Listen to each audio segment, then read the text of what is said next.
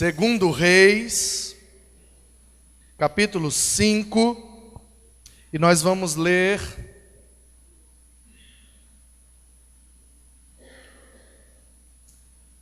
até o versículo de número 19.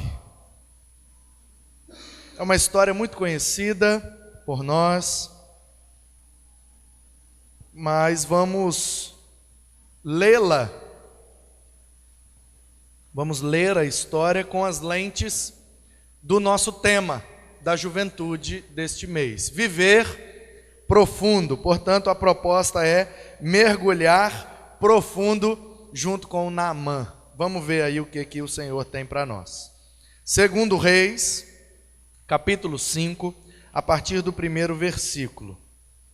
Naamã, comandante do exército do rei da Síria, era um homem importante e muito respeitado diante de seu senhor, porque o Senhor havia livrado os sírios por intermédio dele.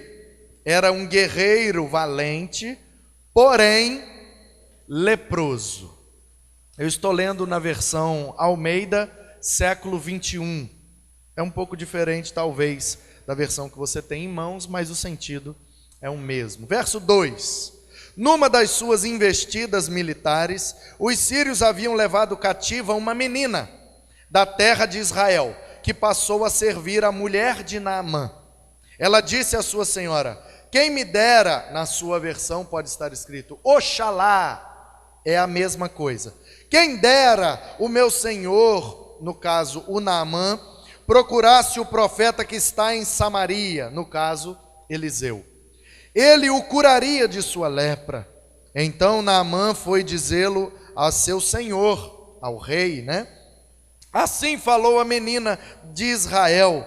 E o rei da Síria respondeu: vai depressa com esta carta ao rei de Israel, o Jorão, que naquele tempo era o rei de Israel, e depressa entrega para ele a carta. E aí o Naamã foi e levou consigo 10 talentos de prata e 6.000 ciclos de ouro e 10 peças ou mudas de roupas finas. Roupa boa, roupa cara. Verso 6. E levou também ao rei de Israel a carta que dizia: assim que esta carta chegar a ti, saberás que te enviei meu servo Naamã para que o cures da lepra. Quando o rei Jorão de Israel leu a carta, ele rasgou suas vestes, as suas roupas, e rasgar as roupas significa revolta, significa desespero, significa uma atitude assim impensada, e ele disse: por acaso eu sou Deus, que pode matar ou dar a vida, para que ele me envie um homem a fim de que eu cure da lepra? Vede como busca um pretexto para me atacar. Olha só, o Jorão, rei de Israel, estava ali de frente com o comandante da Síria, Naamã.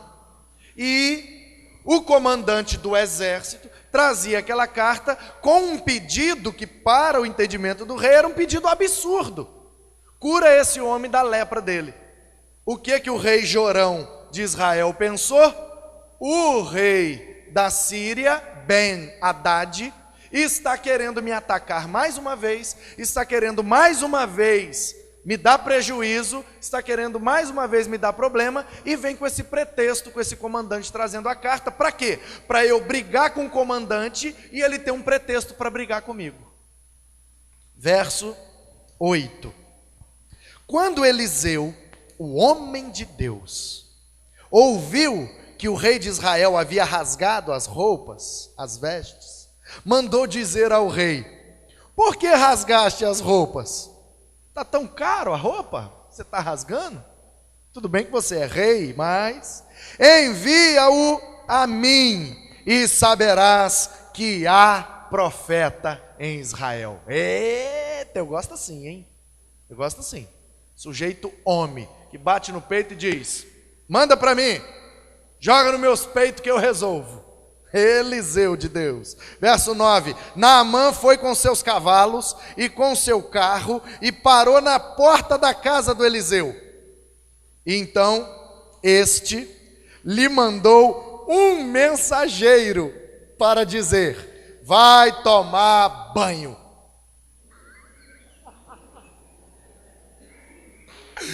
Gente, você não vê isso não?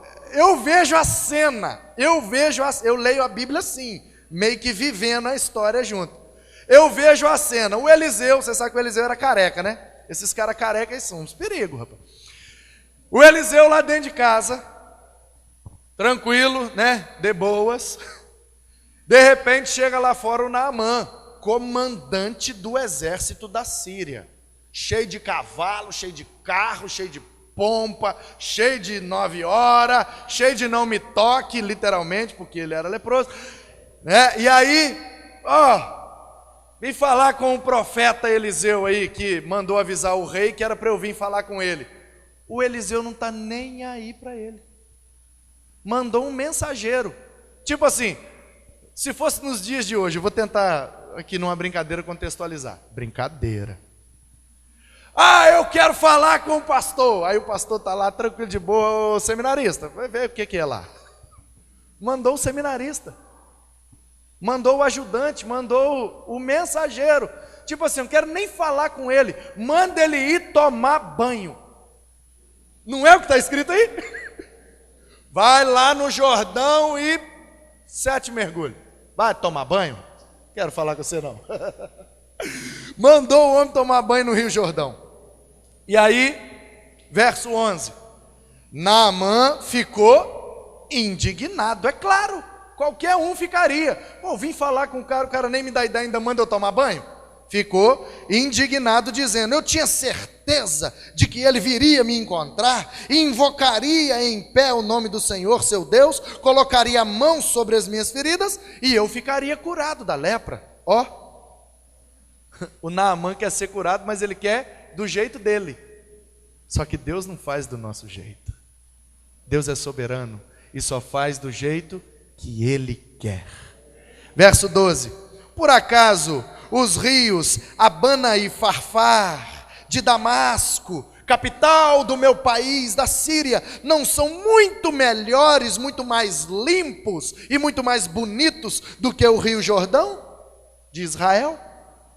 Eu não poderia me lavar lá nos meus rios e ficar purificado? E aí ele ficou indignado, ficou maluco. E os seus servos, porque ele foi, né, com a tropa junto, foram até ele e disseram: meu pai, Naamã, meu senhor, meu pai, meu comandante, se o profeta tivesse te mandado fazer algo difícil, você não teria feito? Quanto mais se ele apenas diz: lava-te e ficarás purificado. Olha só, os soldados pegaram a ideia. Tá fácil, Naamã. O Jordão tá ali. Vai lá e dá um mergulho. 7 mergulhos, né? Verso 13.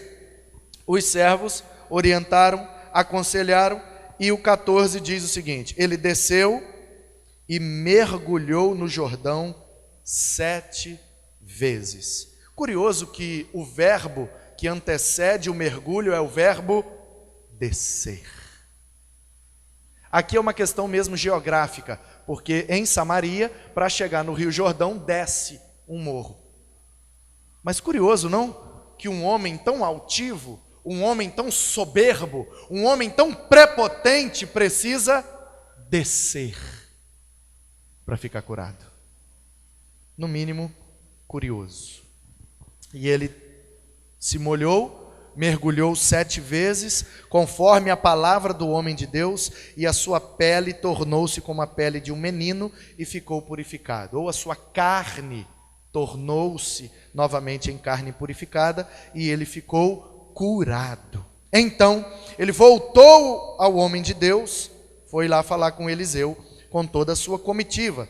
Ao chegar diante dele, disse: agora sei que em toda a terra não há Deus a não ser em Israel. Peço-te agora que recebas um presente do teu servo. Porém Eliseu respondeu: tão certo como vive o Senhor, a quem eu adoro e cultuo, eu não receberei nada. O homem levou prata, o homem levou ouro, o homem levou um monte de roupa cara, boa. E o Eliseu disse: quero nada. Verso 16, aliás, 17.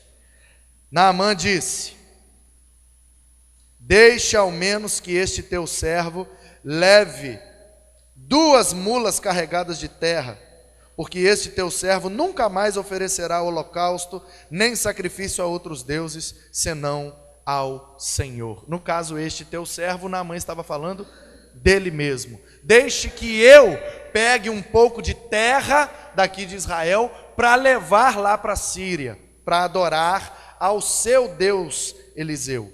E aí, verso 18, que o Senhor perdoe isto ao teu servo, quando o meu senhor for ao templo de Rimom, ou seja, quando Eliseu for até a Síria para ali adorar, e se apoiar na minha mão, eu também tiver de me curvar no templo de Rimom, quando assim me curvar no templo, que o Senhor perdoe isso ao teu servo. Ou seja, quando eu voltar para lá, eu sou comandante do exército.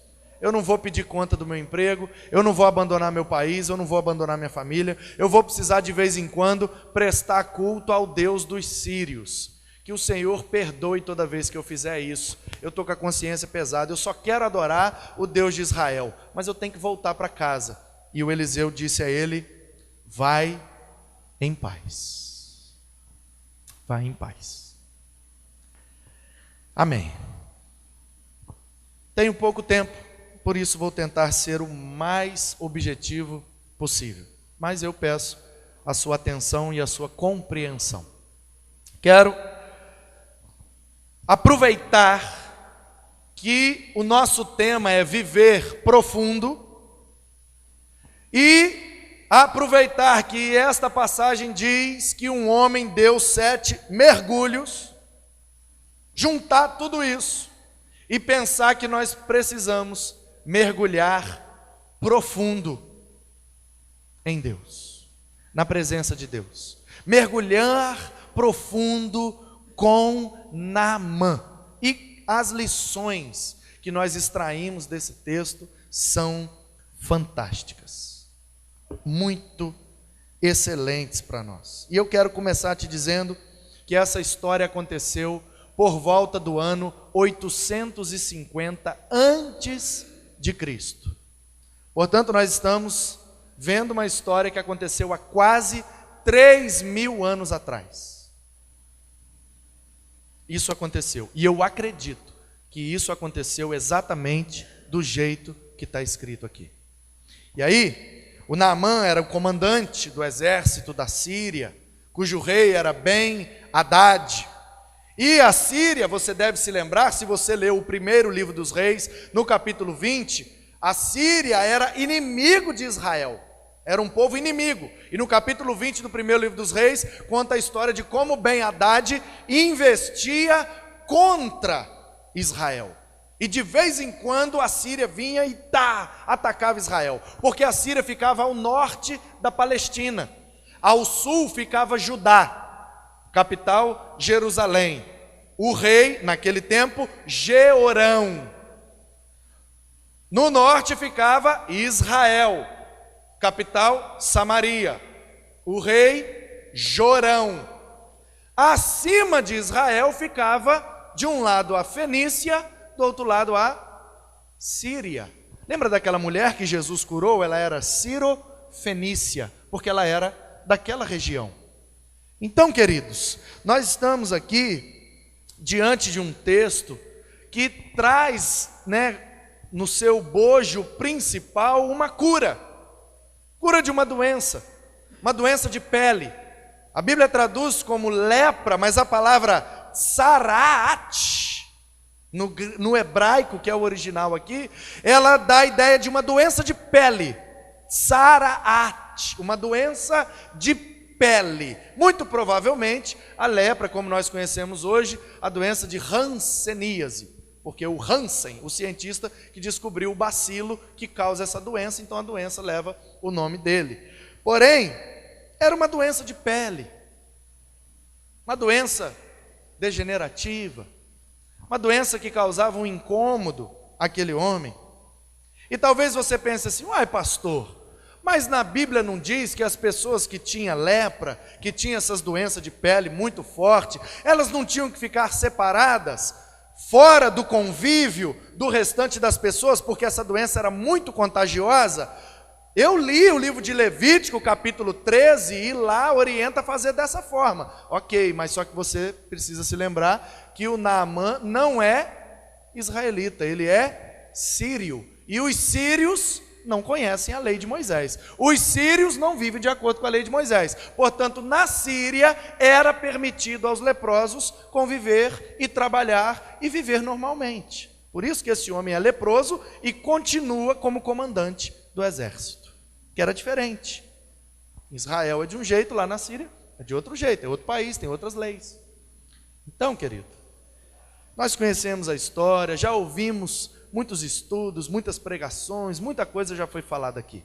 E eu quero mais uma vez usar desse clichê, expondo essa passagem, de pegarmos o número 7 e percebermos aqui então que esse homem dá 7 mergulhos. E eu quero te convidar, um a dar comigo esses 7 mergulhos junto com o Naamã. Mas tem que ser um mergulho profundo. O primeiro mergulho é um mergulho na graça. Nós precisamos mergulhar na graça de Deus. Tem uma canção que diz, né? Se a graça é um oceano, estamos afogando. Acho bonito isso, poético, legal. Essa é a ideia. Precisamos mergulhar na graça, porque a mensagem principal desse texto é a graça de Deus. Por quê? Porque Naamã é sírio, Naamã é inimigo, Naamã é dos contrários, Naamã é dos perseguidores, mas ele foi curado. Às vezes a gente acha que Deus só trabalha para os crentes. Às vezes a gente acha que Deus só trabalha nos crentes. Às vezes a gente acha que Deus só trabalha com os crentes. E Jesus, no Evangelho de Lucas, no capítulo 4, versículos 26 e 27, lá na sinagoga em Cafarnaum, ele abre o livro de Isaías e diz: o Espírito do Senhor está sobre mim, pelo que me ungiu para dar vista aos cegos, libertar os cativos, fazer os coxos andar e anunciar o ano aceitável do Senhor. Ou seja, Deus quer salvar e curar a todos os seres humanos. E aí o povo da sinagoga não consegue entender isso, porque eles são judeus, eles pensam assim: não, Deus só gosta da gente, Deus só sara a gente, Deus só trabalha para a gente. Aí Jesus diz: mas em Israel, nos dias de Elias, tinham várias viúvas, porém a que Elias foi como instrumento de Deus para levar o alimento é a viúva de Sarepta, que não era israelita. Aí no verso 27 de Lucas 4, ele emenda o argumento que acaba logo com a discussão. E nos dias de Eliseu, tinham muitos leprosos em Israel, porém o que ficou curado foi Naamã. Ou seja, a graça de Deus está disponível para todos nós. Até aqueles que são como eu e você, inimigos de Deus. Quantas vezes nós fazemos coisas contrárias ao Senhor? Quantas vezes nós nos rebelamos? Quantas vezes fomos desobedientes? Mas a graça nos alcançou. Deus quer curar, Deus quer salvar a todas as pessoas, ainda que nós não mereçamos. Ele insiste com a sua bondosa e maravilhosa graça em nos alcançar com a cura e a salvação. O segundo mergulho é um mergulho na sinceridade. O verso de número 1, primeiro versículo do capítulo 5 do segundo livro dos reis, diz que Naamã era comandante do exército da Síria, era um homem importante, era um homem grande, era um homem valoroso, era um homem top de linha das galáxias, porém, tem um porém. Isso é até um ditado, uma maneira da gente falar, né? A gente vai falando, porque é bom, é maravilhoso, é isso, é aquilo, aquilo. Mas tem um porém. Mas tem um porém. E esse porém que arrebenta. Porque o Naamã não era sincero, Naamã não era verdadeiro, Naamã não era um livro aberto. Posto que era leproso, possivelmente usava aquelas rouponas do exército, roupas caras, roupas bonitas, em cima de um cavalo, como comandante, Pompeu, Pompílio, pomposo, mas por dentro, leproso.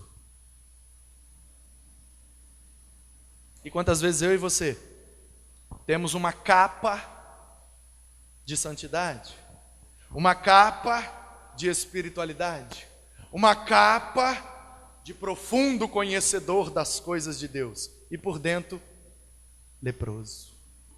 Não tem sinceridade, não tem autenticidade, portanto, com Deus não tem credibilidade. O Senhor, quando encontrou pessoas assim, o nosso mestre Jesus os chamou de sepulcros caiados, ou seja, por fora é muito bonito, muito lindo, eram pintados de branco, lindos, mas por dentro tem um defunto. Por mais lindo que seja o sepulcro, você vai às vezes no cemitério, né? Aqueles sepulcros lindos de granito, de mármore, com não sei o que, com não sei o que lá, com placas de bronze. De que adianta se lá dentro tá morto? Aquele que foi jogado na terra de qualquer jeito, está do mesmo jeito que aquele que está num suntuoso sepulcro, porque o que importa é que os dois estão mortos. Portanto, querido, Deus quer curar todos os poréns das nossas vidas. Porque às vezes é assim que eu e você somos. É uma bênção, é querido, é um amado, é muito simpático, e é assim, assim, assim, assim, assim, porém no trabalho, porém porém nas vizinhanças, porém na família, porém, entendeu? Sempre tem um porém, porque na nossa intimidade, aí é que vem o porém. Então que eu e você não sejamos, né, como Naamã, assim, bonito por fora e leproso por dentro. Se é para ser leproso, então rasga as vestes, meu irmão, e mostra a lepra. Não tem vergonha não, não tem vergonha não. Eu prefiro um santo que se mostra pecador do que um pecador que fica pagando de santo. Prefiro que rasga mesmo, é lepra que tem aqui, ó. Eu sou pecador. Essa é a minha dificuldade, essa é a minha limitação, preciso melhorar nessa área, estou buscando, estou orando, estou melhorando, mas não se enganem, por dentro dessa roupa bonita tem um homem leproso, eu sou leproso. O apóstolo Paulo fez isso, o apóstolo Paulo, o cara que mais plantou a igreja, o cara que talvez no Novo Testamento, talvez não, o cara que foi mais usado por Deus na história primitiva da igreja. O Novo Testamento, metade é de Paulo. Você nunca fez a conta não? O Novo Testamento tem 27 livros, ele escreveu 13 cartas, sem contar que a teologia de Hebreus é toda dele. Ele pode não ser o autor, mas a teologia que está ali é dele. Metade do Novo Testamento saiu da pena dele. As igrejas gentias, foi ele que implantou, e foi pregando.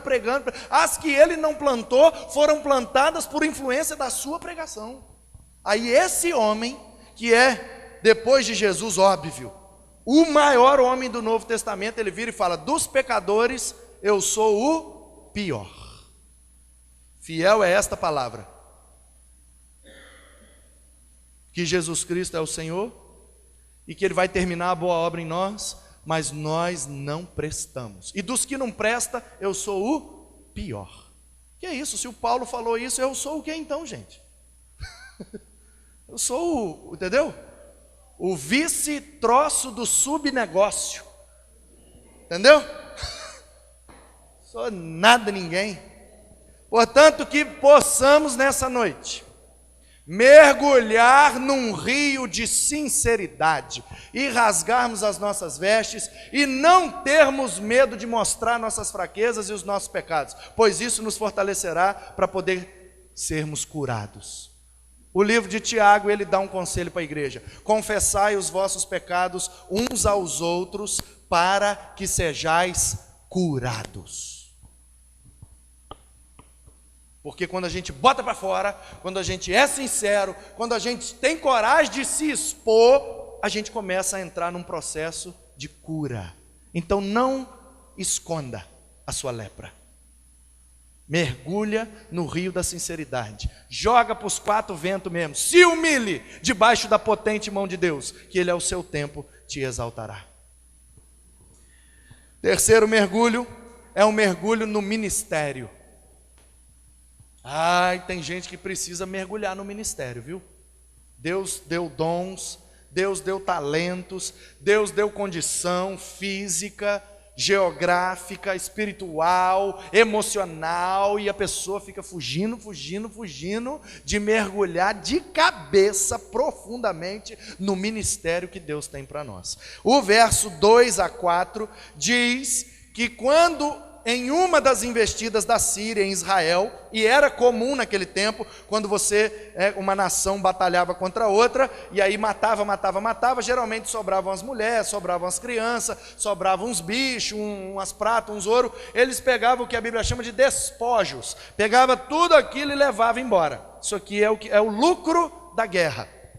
Numa dessas foi uma menininha, sobrou a menininha, tadinho, o pai dela morreu na guerra, a mãe, a gente não sabe, e ela ficou lá e meteram a mão nela e levaram. O Naamã era o comandante, falou: dá essa menina para mim.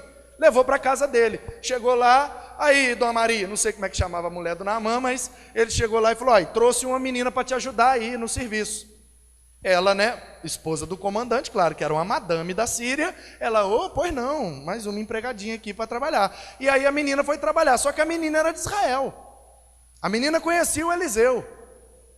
E a menina estava escrava, trabalhando para a mulher do comandante, num país diferente do dela, com um costume diferente, talvez uma língua um pouco diferente, uma religião diferente. O povo adorava deuses diferentes, mas ela tinha um ministério.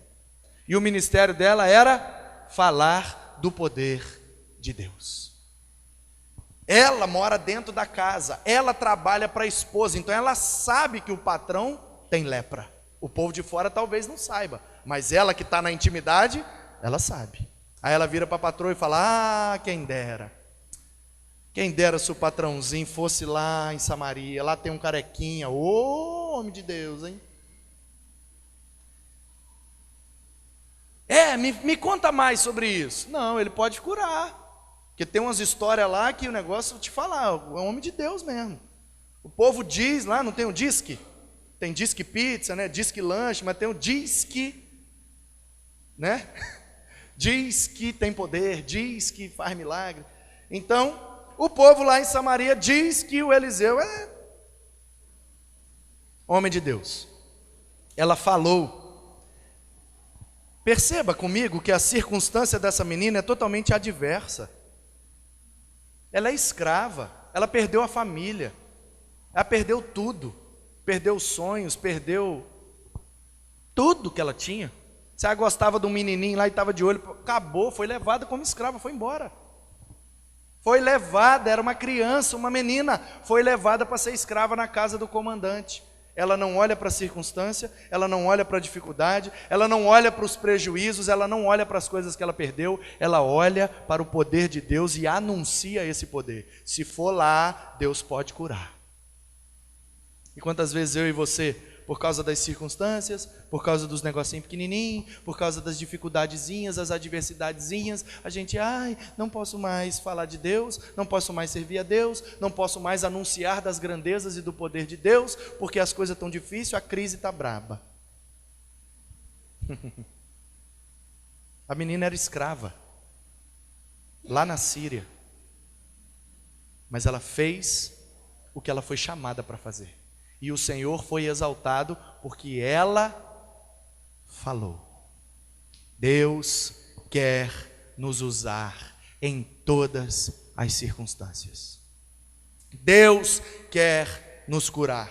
Deus quer acabar com os nossos poréns. Deus quer nos usar, apesar da dificuldade, dos prejuízos e dos revés que a vida dá.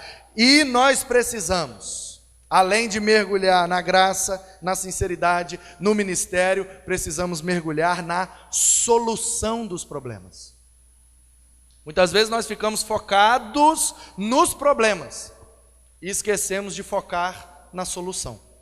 Conta uma história de um rapaz que tinha uma paranoia.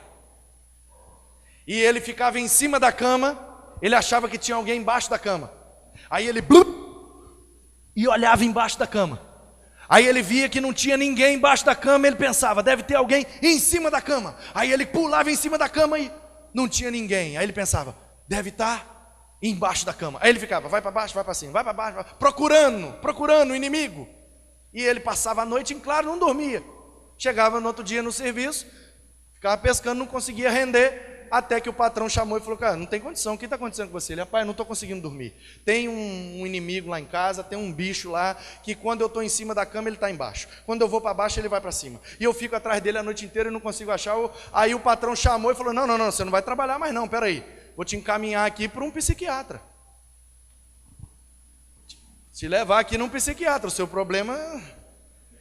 Aí ele pegou lá a licença, o encaminhamento, foi no psiquiatra. Chegou lá, o psiquiatra, veja bem, fale-me mais sobre isso, blá, blá, blá, blá.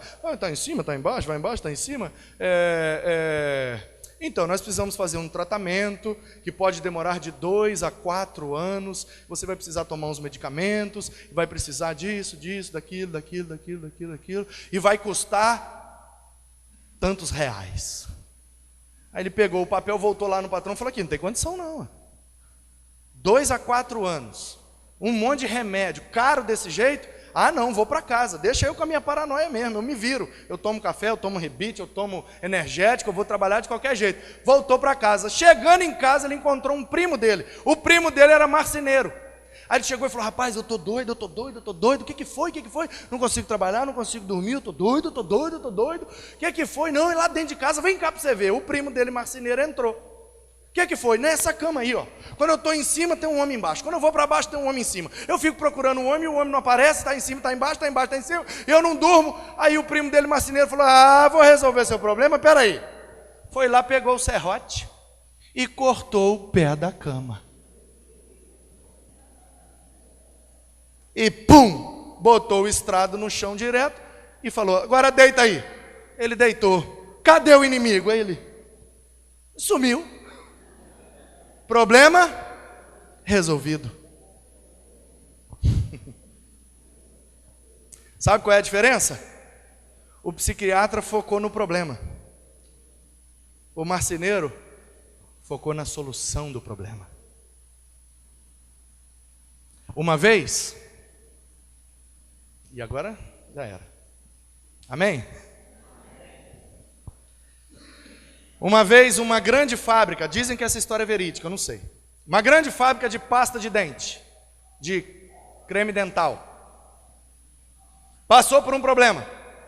O problema era o seguinte: no processo de produção industrializada, algumas caixas de pasta de dente chegavam no mercado vazias.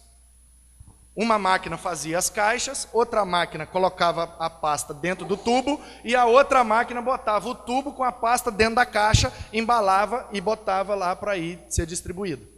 E muitas caixas estavam chegando vazias no mercado. E aí começou a ter muita reclamação.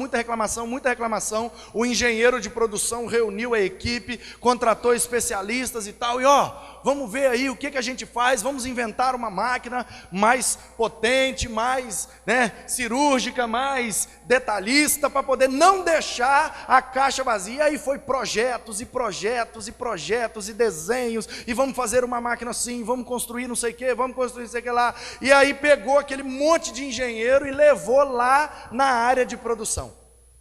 Aí chegou lá, o nosso espaço é esse, e nós precisamos refazer toda a linha de produção, porque está falhando e está chegando caixa vazia lá no mercado, e não pode acontecer mais isso está dando prejuízo, estamos perdendo clientes. Aí o seu Zé da faxina, está lá varrendo. Talvez o seu Zé era crente, né? Aí ele estava, sei lá, assoviando um hino, né?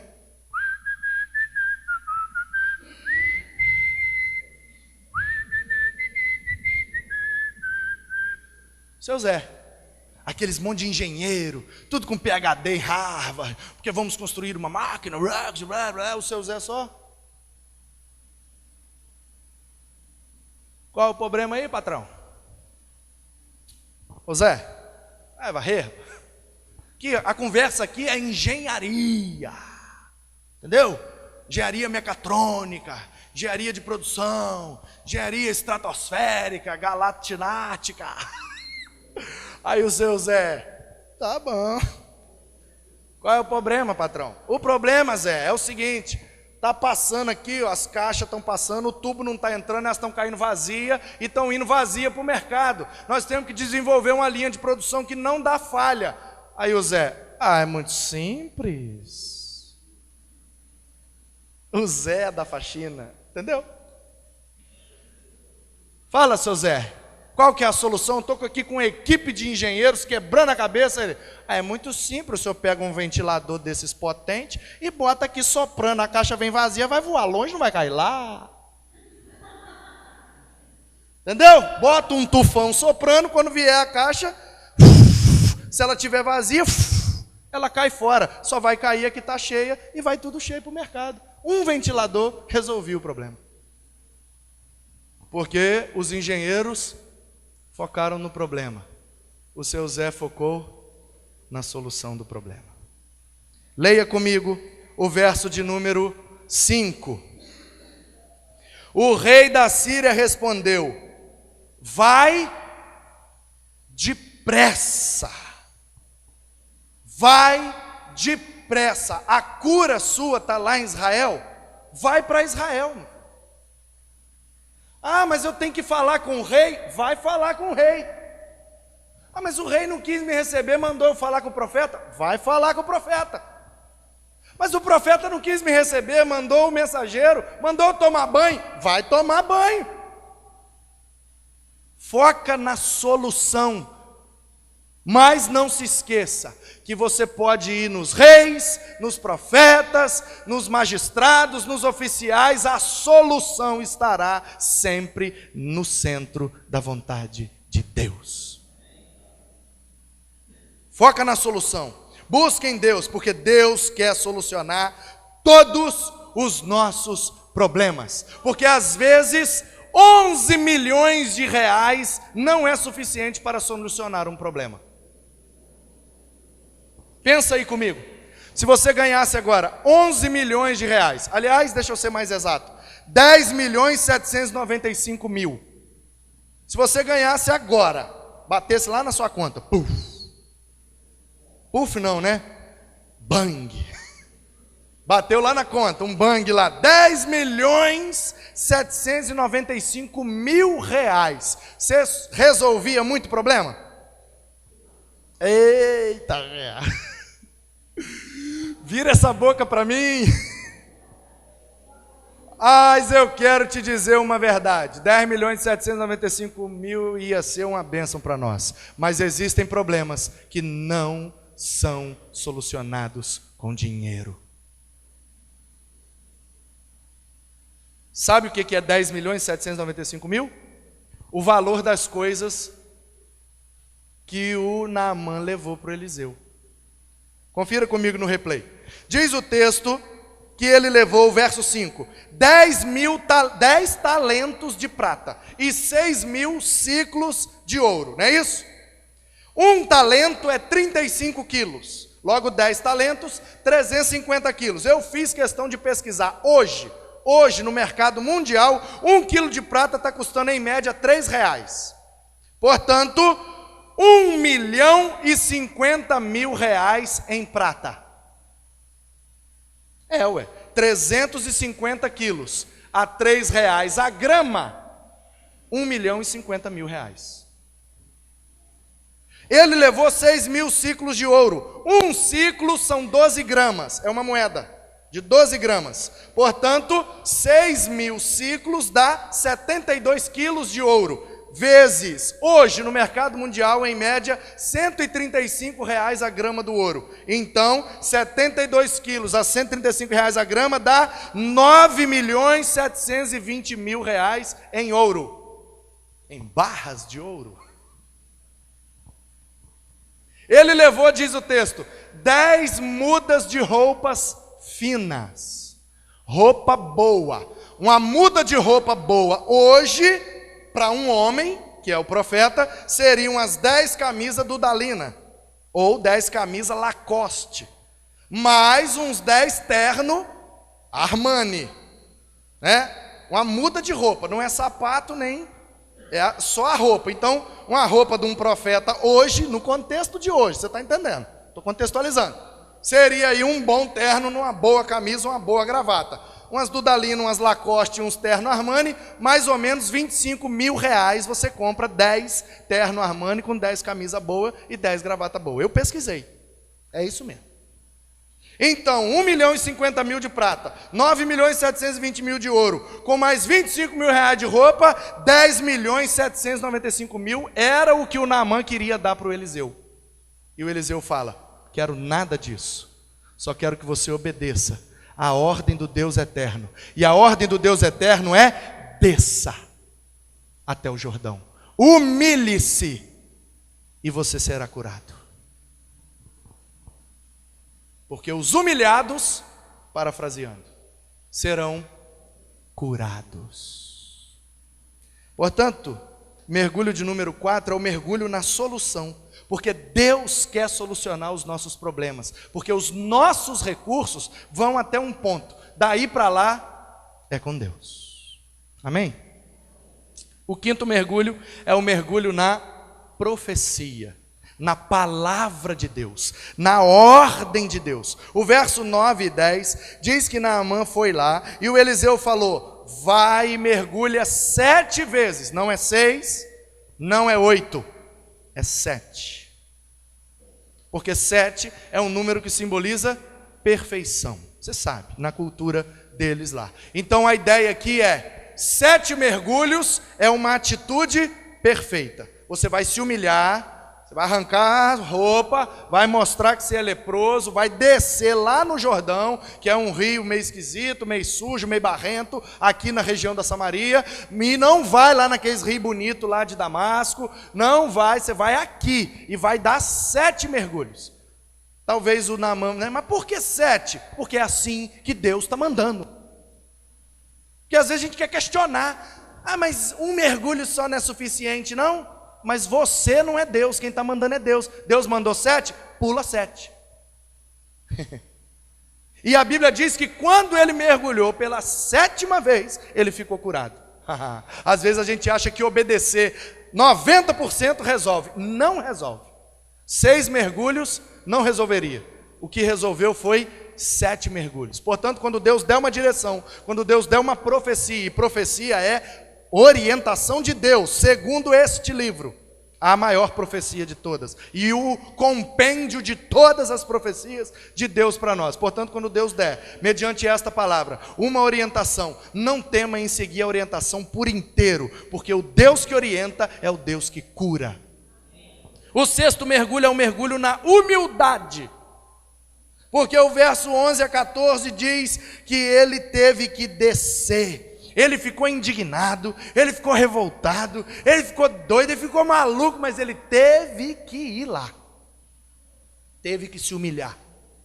Teve que descer, teve que abrir mão. Deus quer nos despir de toda a nossa autoconfiança.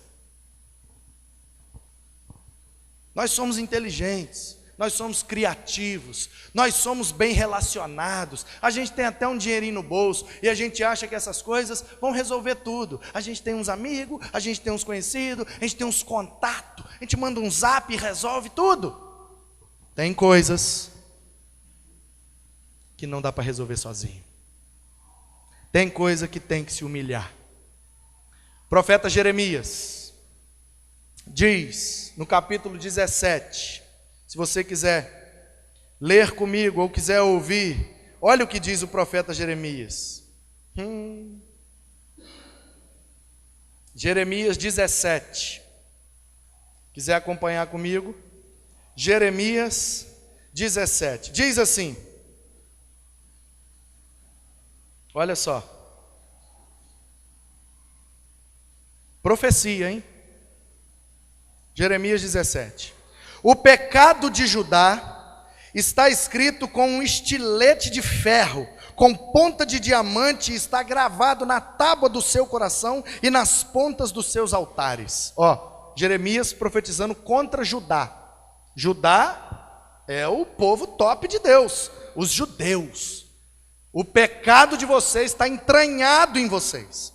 Os seus filhos, verso 2, se lembram dos seus altares e dos seus postes sagrados, postes ídolos, junto às árvores frondosas sobre os altos montes e sobre as montanhas no campo. Darei a tua riqueza e todos os teus tesouros como despojo por causa do pecado das tuas fronteiras. O que é que Deus está dizendo? Vocês estão bem de vida, vocês estão ricos, vocês estão bonitos na foto, mas vocês estão com a vida toda errada. Verso 4: assim, tu mesmo renunciarás à tua herança que te dei, e te farei servir aos teus inimigos, numa terra que não conhece. Falando aqui sobre a ida para a Babilônia. Porque o furor da minha ira se acendeu e arderá para sempre. Vocês são meu povo, escolhi vocês, quero salvar vocês, mas se vocês continuarem vacilando, vocês vão perder tudo. Verso 5: assim diz o Senhor. Aleluia. Isso é profecia. Assim diz o Senhor. Esse papo aí, eis que te digo, estou fora. Eis que te digo é eu que digo. Agora, assim diz o Senhor, é diferente, meu irmão. Está escrito, vale o que está escrito. Maldito o homem que confia no homem, que faz daquilo que é mortal a sua força e afasta do Senhor o seu coração. Maldito o homem que confia no homem e faz do seu braço a sua força, em outra versão. Nós usamos esse texto equivocadamente. Quando uma pessoa trai a gente, quando uma pessoa faz alguma coisa de errado, de ruindade, ou que nos prejudica, a gente fala, tá vendo? Não posso confiar nas pessoas. Maldito o homem que confia, aí a gente ainda bota um acréscimo, no outro homem. Tá lendo errado. Tá lendo errado. Maldito o homem que confia em si mesmo e acha que pode conquistar tudo pela força do seu braço, pela inteligência do seu cérebro. Não confie em si mesmo, humilhe-se e confie somente no Senhor. O último mergulho é o mergulho na adoração. Verso 15 a 19 diz que o Naamã, pelo seu desejo, aí o Eliseu não falou mais nada com ele, só mandou ele mergulhar no rio. Ele ficou curado, brotou nele um desejo de adorar a Deus. O que é que ele fez? Conforme o seu costume. O povo sírio achava que para adorar a Deus, só podia adorar na terra daquele Deus. Tipo assim, se eu estou na Síria, eu tenho que adorar o Deus da Síria. Aí se eu estou em Israel, eu tenho que adorar o Deus de Israel, porque eu estou na terra de Israel. Esse era o entendimento deles. Não, pastor, isso aí está errado. Claro. Por isso que Jesus consertou tudo. Por isso que Jesus disse que não é nem na Síria, nem em Israel, nem aqui, nem lá, nem acolá. É em qualquer lugar, em espírito e em verdade. E o Senhor, Criador dos céus e da terra, está recebendo a adoração que o seu povo está prestando. Independente de liturgia, independente de formas, independente de cultura, de instrumentos, de ritmo, de roupas, independente de qualquer coisa, Deus recebe a adoração que é prestada com sinceridade e com profundidade. Portanto, o texto diz que ele pegou 2 baldão, né? Encheu de terra, pendurou no lombo de um burro e falou com Eliseu: vou levar essa terra lá para a Síria, Porque quando chegar lá, eu quero adorar o Deus de Israel. Olha, o Naamã é inteligente, cara. Se eu só posso adorar o Deus na terra desse Deus, então eu vou levar um pouco de terra, chego lá no quintal de casa, boto a terra de Israel, boto ali um altar e ó, Senhor de Israel que me curou, aleluia. Você entendeu, não? O homem foi curado e só pensava em uma coisa: para sempre eu vou adorar ao Deus que me curou. Seja na Síria, seja em Damasco, seja em Jerusalém, seja na Samaria, seja em Guaranhuns, nós somos adoradores, porque Ele nos curou, Ele nos salvou, Ele nos perdoou, portanto eternamente renderemos louvores àquele que é digno de todo louvor e adoração. Aleluia! Naamã. Sabe o que significa esse nome? Eu li 8 dicionários. Porque o primeiro que eu li, eu fiquei assim, o quê? O nome desse homem significa isso mesmo? Ah, não. Eu vou pegar outro. Ah, não, vou pegar outro. Eu li 8. Sabe o que eu encontrei? Algumas possibilidades. O nome Naamã pode significar deleite. Deleite. Pode significar assim, algo que é agradável. Pode significar doçura, porque a doçura, né, é algo que dá agradável ao paladar. Mas eu achei um que eu falei, ah não, eu vou ficar com esse aqui. Tem um linguista que diz que o nome Naamã, que é um nome hebraico, porque a Síria ficava bem pertinho ali de Israel, então, tanto que o rei da Síria chamava Ben-Hadad, Ben é filho, né? Da língua dos israelitas. Então, o nome Naamã significa prazer, deleite, agradável, doçura, prazer. Eu falei, eu vou ficar com prazer. Com prazer. Porque se o tema dessa mensagem é mergulhando profundo com Naamã, eu posso trocar e dizer mergulhando profundo com prazer. Tenho prazer de mergulhar profundo na presença de Deus para buscar aquilo que Ele tem separado para mim. Que você possa mergulhar profundo, que você possa dar esses 7 mergulhos, mergulhe de cabeça na graça, na sinceridade, no ministério, na solução, na palavra, na humildade e na adoração, e seja curado como Naamã, em nome de Jesus. Deus te abençoe e vamos em paz.